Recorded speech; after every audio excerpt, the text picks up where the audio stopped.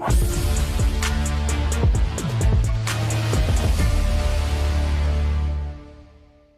viewers, I am Dr. Vijaya Kumar Gurrala, Faculty of ECE Department.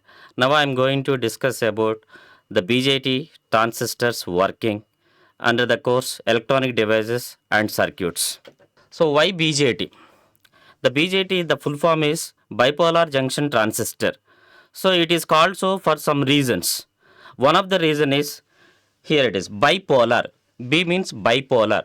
So the here in the transistors, the current conduction is carried out by the two polarities, the positive polarities and the negative polarities, holes and electrons. So that's why it is bipolar. And the next term, the junction. The junction comes from here in a transistor BJT. We have two junctions, emitter base junction, collector base junction. So here we have two junctions, and one more the term called the transistor. Actually the transistor comes from the word transfer of resistor. That input current transfers from input to output, and the impedance is from low to high. So that's why it is called it as a transistor, transfer of resistance. So we have the term BJT means it is a bipolar, electrons and holes, the current carried out by the two polarities, and the two junctions, emitter base junction, collector base junction, and lastly the transistor means transfer of resistance. Next, coming to the constructional details of a BJT. Here you consider a silicon or a germanium. Let us consider an n-type silicon or a germanium. So in the two layers of a n-type silicon, we sandwiched a thin layer of a p-type. That is what we call it as an NPN transistor. So this is how it looks like. In between two n-type silicon, we sandwich a thin layer of a p-type. So that is how we form an NPN transistor. The next one is a PNP transistor. This is also a similar way. In between two p types, we sandwich one thin layer of an n type. So that is how it comes a PNP transistor. So a transistor has two types, one NPN transistor or PNP transistor. So this is what PNP transistor, NPN transistor. So this is how a transistor symbol looks like. Base. Here we have a base, here we have a base for PNP, and this is for an NPN. So base is in the middle. The two sidewise terminals, one is emitter, the other one is collector. When it comes to the emitter is heavily doped. As we have the three terminals of a transistor, the doping of the three terminals is not similar. This is a different case. So here emitter is heavily doped one. It tries to emit or injects the majority charge carriers into the base. A base is lightly doped and it is of very thin in size. The emitter is moderately sized.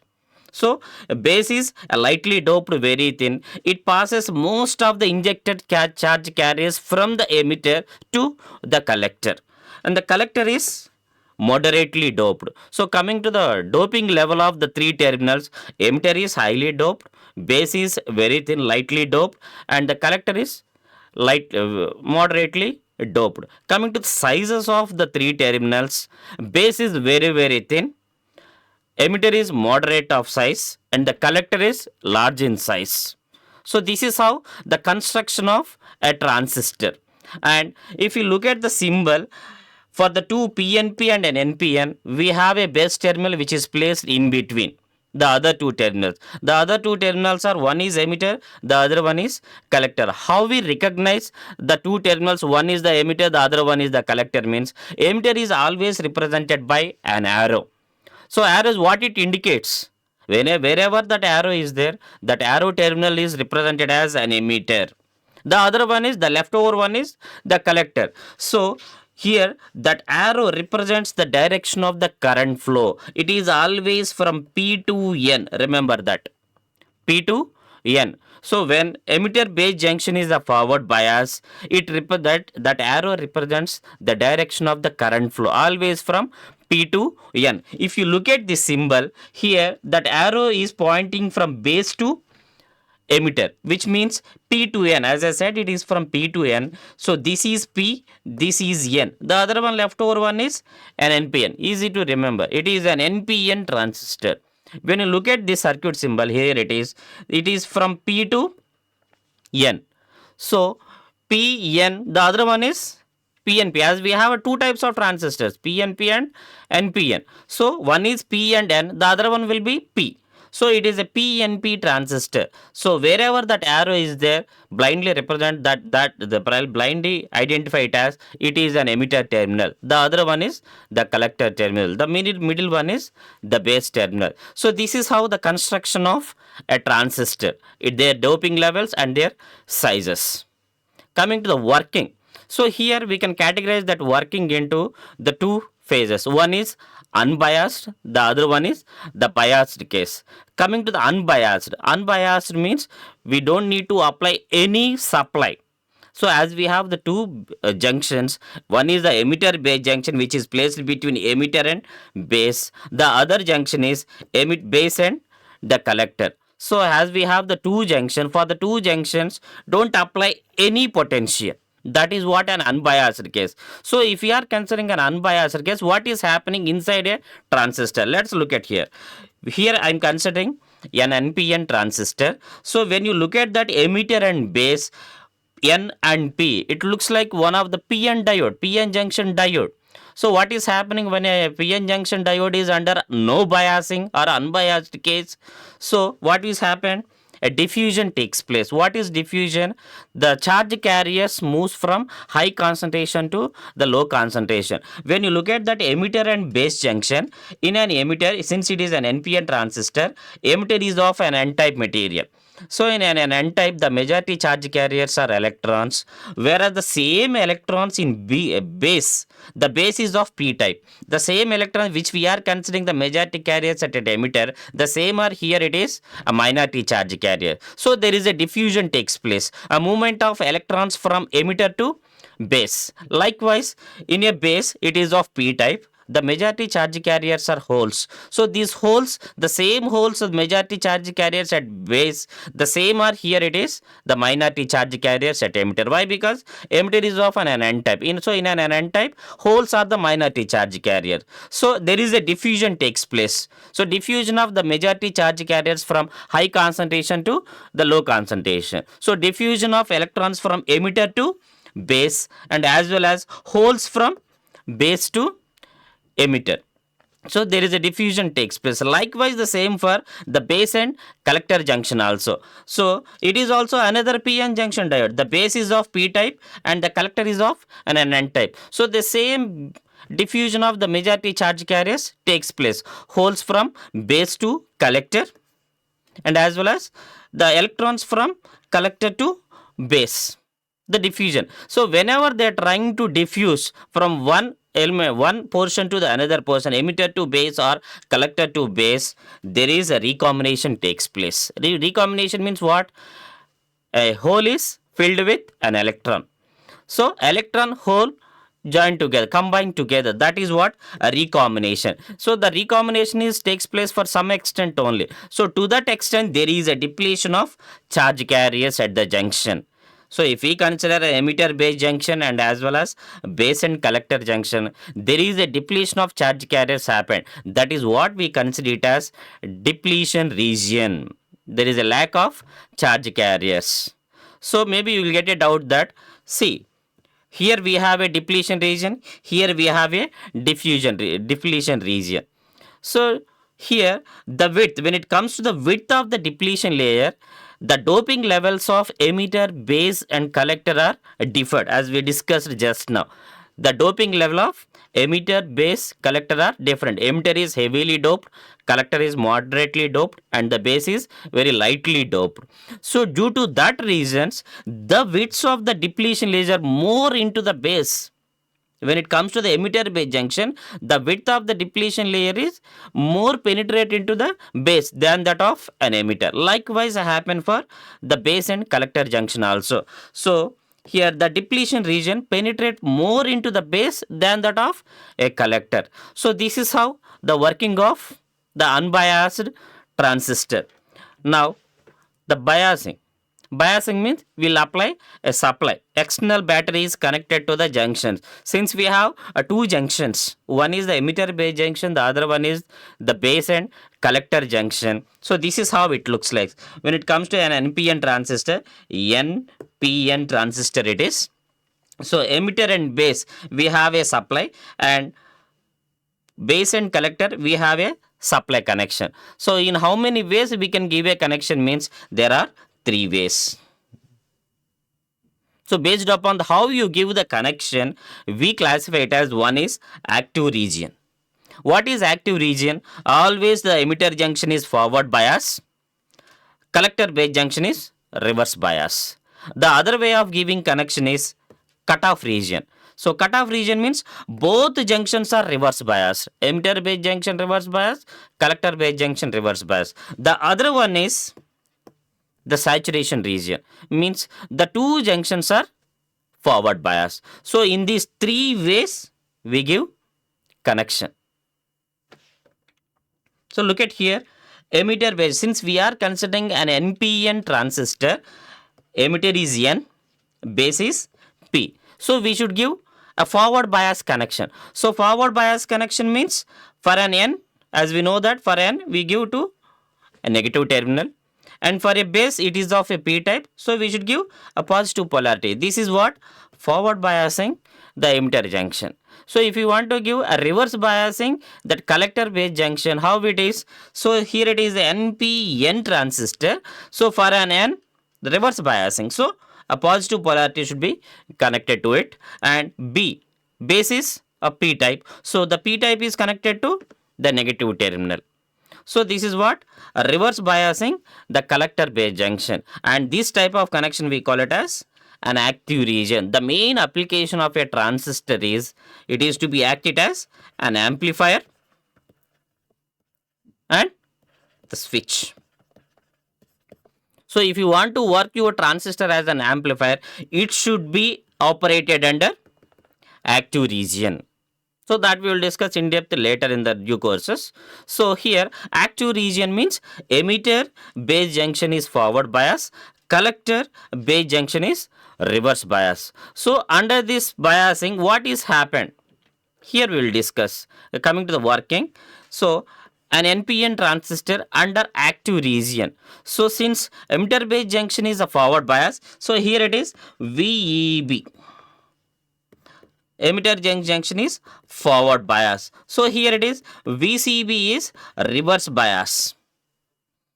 So here what is happening? When emitter junction is forward bias, emitter, due to this polarity, the electrons injected into the base due to the application of the negative potential. This negative potential repels this majority charge carriers of negatively charged things. So they move to the base. At base, what is happened? There is a recombination. So some of the emitted electrons are recombined with holes in the base.